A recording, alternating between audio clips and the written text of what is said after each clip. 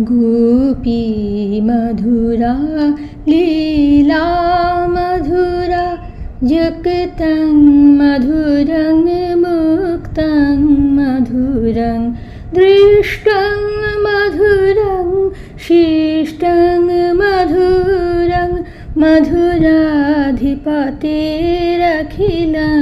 मधुरं गोपा मधुरा गावो मधुरा यष्टिर्मधुरा सृष्टिर्मधुरा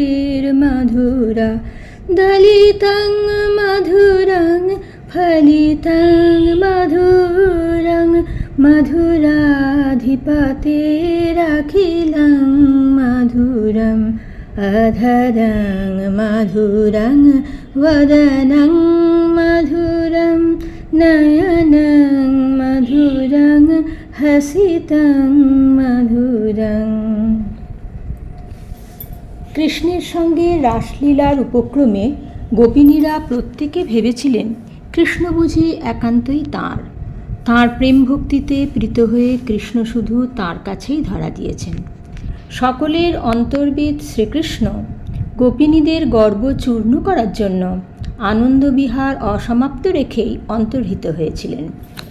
গোপিনীরা নিজেদের ভুল বুঝতে পেরে একত্রিত হয়ে কৌমুদী স্নাত বনভূমিতে ব্যাকুল হয়ে তাঁকেই খুঁজতে শুরু করেছিলেন। কৃষ্ণ ভাবনায় ভাবিত হয়ে তারা সংসার ভুলেছিলেন এবং একমাত্র প্রাণপ্রিয় কৃষ্ণের আগমনের প্রতীক্ষা করে দুঃখিত চিত্তে পুনরায় কালিন্দী পুলিনে সমবেত হয়েছিলেন। পুনঃ পুলিনমাগত্য কালিন্দ্য কৃষ্ণ ভাবনা সমবেতা জগু কৃষ্ণং তদ আগমন কাঙ্ক্ষিতা। গোপীগণের হৃদয় অধিকার করেছিল কৃষ্ণের সকল অপ্রাকৃত লীলা। কৃষ্ণের ভুবনমোহন সপ্রেম হাসি ও দৃষ্টিপাত, সহচরীদের সঙ্গে তাঁর স্বতঃস্ফূর্ত ক্রীড়া স্মরণ করে তাঁরা অন্য সকল সাংসারিক ভাবনা বিস্মৃত হয়েছিলেন। তাঁরা জানতেন এই ধরনের ধূলিতে তাঁর আবির্ভাবে ব্রজভূমি বৈকুণ্ঠের থেকেও উৎকর্ষ লাভ করেছে। মহালক্ষ্মী ব্রজভূমিকে নিরন্তর সমৃদ্ধিপূর্ণ করে অবস্থান করছেন। আনন্দে পরিপূর্ণ সেই ব্রজধামে গোপীবৃন্দ তাঁরই জন্য প্রাণ ধারণ করেছিলেন। তাই তাঁরা অত্যন্ত কাতর হয়ে শ্রীকৃষ্ণের দর্শন প্রার্থনা করতে লাগলেন। শ্রীকৃষ্ণের প্রতি তাঁদের নিঃস্বার্থ প্রেমে তাঁরা শ্রীকৃষ্ণের কাছেই নিজেদের সর্বান্তঃকরণে সমর্পণ করেছিলেন। আনন্দমূর্তি ভক্তবৎসল শ্রীকৃষ্ণের শরৎকালে স্বচ্ছদক সরোবরে বিকশিত কমল গর্ভের থেকেও দৃষ্টিনন্দন চক্ষু দুটির কথা স্মরণ করে কৃষ্ণ বিরহে দুঃখার্তা হয়ে গোপিনীরা ভাবছিলেন বুঝি আর তাঁরা প্রাণ ধরে রাখতে পারবেন না। শ্রীকৃষ্ণ বারবার কালীয়নাগ, অঘাসুর, ইন্দ্রের কোপ, তৃণাবর্ত প্রভৃতি বিভিন্ন ভীতির কারণ থেকে ব্রজবাসীদের রক্ষা করেছেন। তাহলে কেন তিনি গোপিনীদের কৃষ্ণ বিরহের তীব্র দুঃখ, অসহনীয় সন্তাপ দেখেও তাঁদের দর্শন দিচ্ছেন না? গোপিনীরা তা বুঝতে পারছিলেন না। বস্তুতস্তু গোপিনীরা ছিলেন শ্রীকৃষ্ণেরই অন্তরঙ্গ লাদিনী শক্তি। তাই তাঁরা জানতেন কপট মানব নন্দনন্দন শ্রীকৃষ্ণ নিখিল প্রাণীর অন্তর্যামী। তিনি ব্রহ্মার প্রার্থনায় বিশ্বের রক্ষার নিমিত্ত যদুকুলে অবতীর্ণ হয়েছেন। তারা শ্রীকৃষ্ণের কাছে ভক্তি বিনম্র চিত্তে প্রার্থনা করছিলেন সকল প্রাণীর অভয়দানকারী ও অভীষ্ট পূরণকারী নারায়ণের লক্ষ্মীহস্ত গ্রহণকারী করকমল যেন তাঁদের মস্তকে অর্পিত হয়। গোপিনীরা বুঝেছিলেন ব্রজবাসীদের দুঃখাপহারক শ্রীকৃষ্ণ গোপিনীদেরও অভিমানের অপহরণকারী। তাই তারা সকল অভিমান ভুলে ভগবান কৃষ্ণের সহাস্য মুখপদ্মের দর্শনের জন্য ব্যাকুল হয়ে তাঁর কাছে অনুনয় করছিলেন।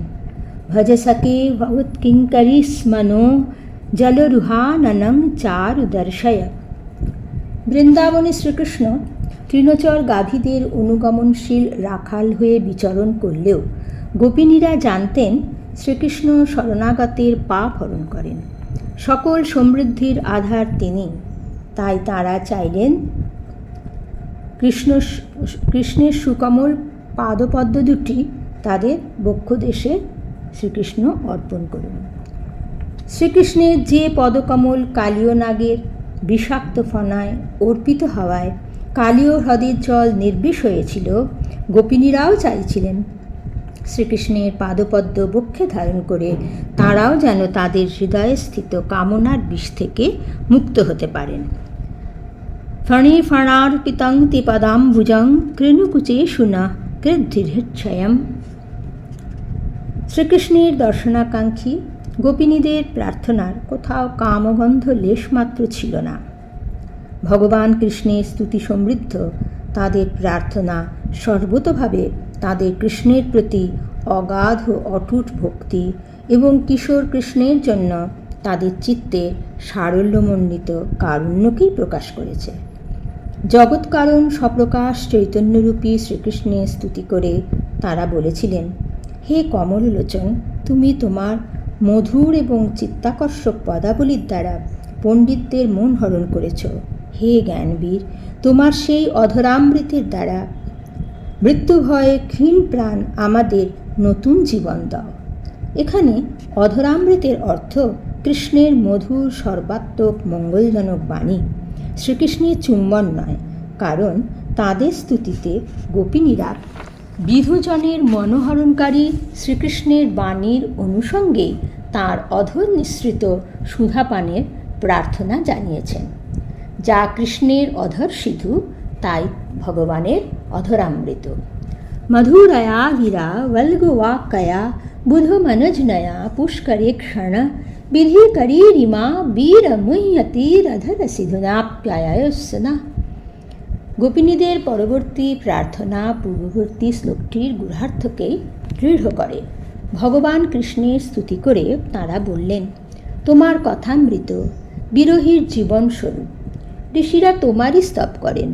তোমার পদাবলীর সুধা পাপকে বিনষ্ট করে।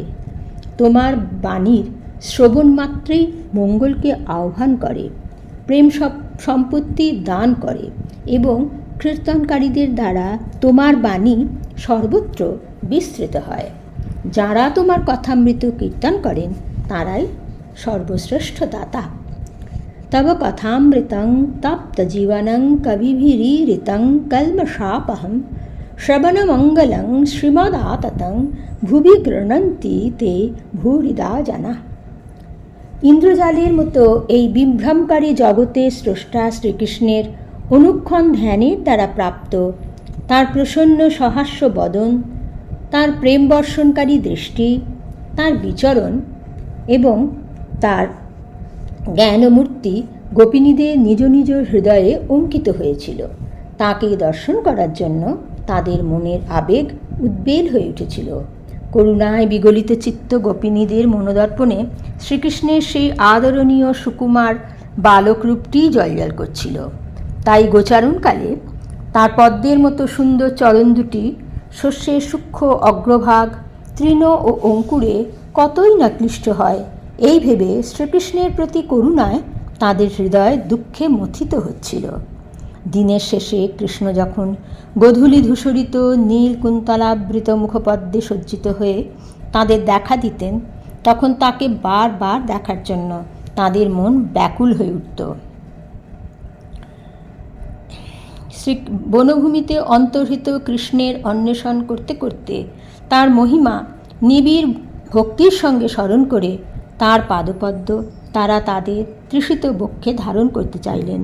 তারা জানতেন শ্রীকৃষ্ণের চরণ কমল মনের ক্রোধ লোভ প্রভৃতি ছয় আধির বিনাশকারী। পদ্মজনী ব্রহ্মার দ্বারা অর্চিত তাঁর পাদপদ্ম ভক্তজনের কামদ, বিপদকালে তার ধ্যান বিপন্মুক্তির কারণস্বরূপ।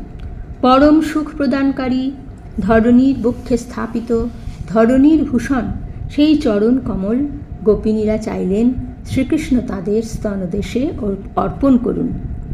আত্মরতি শ্রীকৃষ্ণের সঙ্গে গোপিনীদের আনন্দ বিহারের স্পৃহা ক্রমবর্ধমান হয়েই থাকছিল। তারা শ্রীকৃষ্ণের কাছে তার সেই অধরামৃত বিতরণ করার জন্য প্রার্থনা করছিলেন, যা তাঁর বেণুর নাদধ্বনিস্বরূপ সুষ্ঠু চুম্বন, যা জগৎবাসীর জাগতিক অনুরাগের বিস্তৃতি ঘটায়। শ্রীকৃষ্ণের সুষ্ঠু বেণুচুম্বিত নাদধ্বনি নিখিল প্রাণীর অন্তর ও বহির্জগৎকে এক সূত্রে বেঁধে রাখে। ওঙ্কার স্বরূপ শ্রীকৃষ্ণের বংশীর নাদধ্বনিতে আকৃষ্ট হয়ে গোপিনীরা সংসারকে অতিক্রম করে তাঁকেই পেতে চাইছিলেন। তারা অত্যন্ত দুঃখিত চিত্তে শ্রীকৃষ্ণের কাছে জানতে চাইলেন, কি তব ইয়সিত কস্তজন নিশি, এই নিশাকালে যোশিতগণকে কে ত্যাগ করতে পারে? সচ্চিদানন্দ শ্রীকৃষ্ণ নিজের শুদ্ধ আনন্দ ও চৈতন্য স্বরূপ থেকে কখনো বিচ্যুত হন না, তাই তিনি অচ্যুত। নিশা, যা শ্রীকৃষ্ণের সঙ্গে চিরমিলিত যোগীগণের দিন স্বরূপ, সেই নিশায় তিনি তার হ্লাদিনী শক্তি রূপা গোপিনীদের থেকেও বিচ্ছিন্ন থাকতে পারেন না। এটিই ছিল গোপিনীদের দৃঢ় বিশ্বাস। ভগবান শ্রীকৃষ্ণের আবির্ভাবে গোপিনীদের অন্যের অলক্ষ্যে গোপিনীদের হৃদয়ে সুপ্ত চৈতন্য জাগ্রত হয়েছিল।